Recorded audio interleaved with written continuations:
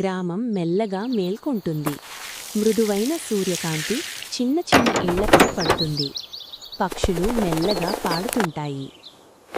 రోసి దయగల కళ్లతో ఉన్న చిన్న అమ్మాయి.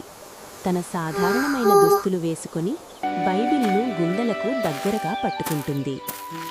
ఆమె చర్చికి వెళుతోంది. నడుస్తూ ఉండగా ఒక ముసలమ్మ భారీ బుట్టతో ఇబ్బంది పడుతూ కనిపిస్తుంది. రోసి ఆగుతుంది. ఆమె ఆలస్యమవుతోంది, కాని ఆమె హృదయం ఆగనివ్వదు.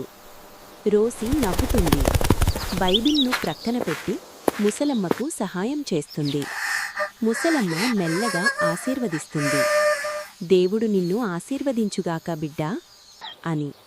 రోసి మళ్ళీ నడవటం మొదలుపెడుతుంది. రోడ్డు ప్రక్కన మట్టిలో చిక్కుకున్న చిన్న కుక్కపిల్ల బాధగా అరుస్తుంది. చాలామంది వెళ్తారు, ఎవరూ ఆగరు. రోసి మోకాళ్లపై కూర్చుంటుంది. తన దుస్తులు మురికవుతాయి. మెల్లగా ఆ కుక్కపిల్లని బయటకు తీస్తుంది.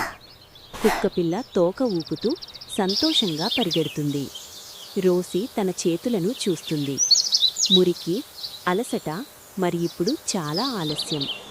చివరకు రోసి చర్చికి చేరుకుంటుంది. తలుపులు మూసుకుంటున్నాయి. రోసి నిశ్శబ్దంగా బయట నిలబడుతుంది. ఒక కన్నీరు ఆమె చెంపపై జారుతుంది.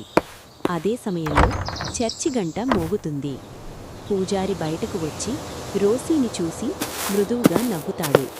బిడ్డా, నువ్వీరోజు ఇప్పటికే దేవుని ఇంట్లోనే ఉన్నావు. ఆయన ప్రజలకు సహాయం చేసినప్పుడు. రోసి కన్నీళ్ల మధ్యలో నవ్వుతుంది. చర్చి గంట మళ్లీ మోగుతుంది. శాంతంగా, ఆశతో. దయే నిజమైన ప్రార్థన. ప్రేమగల హృదయమే నిజమైన ఆరాధన.